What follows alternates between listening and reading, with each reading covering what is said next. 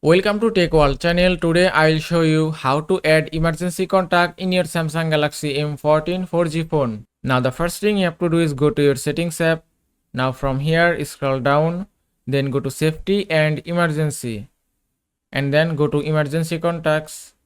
Now from here to add emergency contact, just tap on add emergency contact and then choose contacts from here. If I select two contacts and then tap on done, then you have to enable show on lock screen option from here. Now if I lock my device and then swipe for unlock, then tap on emergency call, and here it is. From here you can find your emergency number. Emergency number help you in your emergency situation even your phone is locked. And that is how you can add emergency contact in your Samsung Galaxy M14 4G phone. I hope this video was helpful. If it was, please give it a thumbs up and don't forget to subscribe.